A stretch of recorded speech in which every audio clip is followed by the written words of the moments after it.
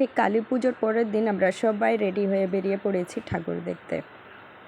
আজকে দেওর এসেছে, তাই সবাই রেডি হয়ে চলে এসেছি। প্রথমে এসেছি আমাদের এখানকার আম্বেদকর ক্লাবে, যেটা বাড়ি থেকে মানে একটু কাছাকাছি হয়। তো প্রথমে এখানেই এসেছি। এখানে হাঁড়ি বিছালি, মানে মাটির হাঁড়ি বিছালি দিয়ে প্যান্ডেলটা করেছিল, আর বাঁশের চটা মোটা দিয়ে, যাই হোক এই দেখো করেছে, খুব সুন্দর করেছিল, মানে মন ভরে যায়।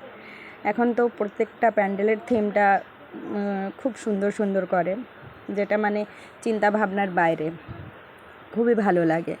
তো আমি পূজা একসাথে এসেছি, আর আমার দেওর 3টে বাচ্চা কাচ্চা নিয়ে বাইকে ও যাচ্ছে, মানে প্রত্যেকটা প্যান্ডেলে আমাদের দেখা হবে। তো ও বাচ্চা কাচ্চা নিয়ে বেরিয়ে পড়েছিল, আমি পূজা, তারপর হেঁটে হেঁটে প্রত্যেকটা প্যান্ডেলে যাচ্ছি। টোটাল 3টে বড় বড় প্যান্ডেলে আমাদের যাওয়ার ইচ্ছা আছে। তো প্রথমটা ঘুরে তারপরে এই যে সেকেন্ড, এটা হচ্ছে শ্মশানপাড়ার ওখানে আমরা এসেছি। এখানেও খুব সুন্দর থিম করেছে।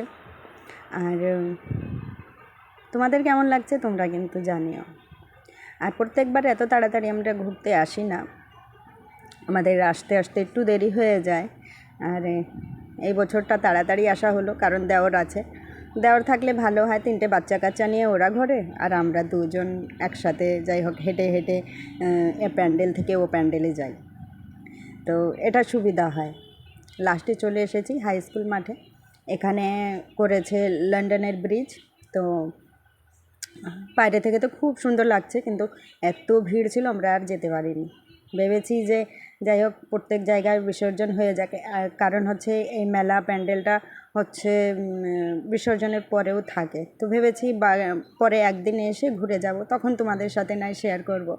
আজকে আর ভিতরে যেতে পারলাম না, কারণ এত ভিড়ে মানে আমার ভিড়ভাড় দেখলেই মাথা ঘোরে, আর প্রচণ্ড লম্বা লাইন ছিল। তারপরে আমরা বাড়ির দিকে রওনা দিয়েছি। মেলায় কিছুই খাওয়া দাওয়া করিনি আমরা। দেওর 3টে বাচ্চা কাচ্চা নিয়ে বেরিয়ে পড়েছে, আমি আর পূজা। আর রাস্তায় এই যে ছোট ছোট মায়ের দর্শন করছি, জায়গায় জায়গায় আছে খুব সুন্দর সুন্দর মায়ের প্রতিমা। তো সেটাও তোমাদের সাথে এই যে শেয়ার করছি।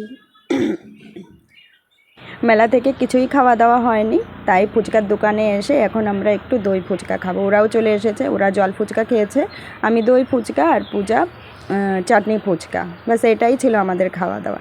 এখন খাওয়া দাওয়া করে বাড়ির দিকে চলে যাব। আর আমার মানে ভয়েস দিতে আজকে খুব কষ্ট হচ্ছে, কারণ এত কাশি হচ্ছে, কথা বলতে বলতে কাশি এসে যাচ্ছে। যাই হোক ভিডিওটা শেষ করলাম, চলো ফিরে দেখা হবে।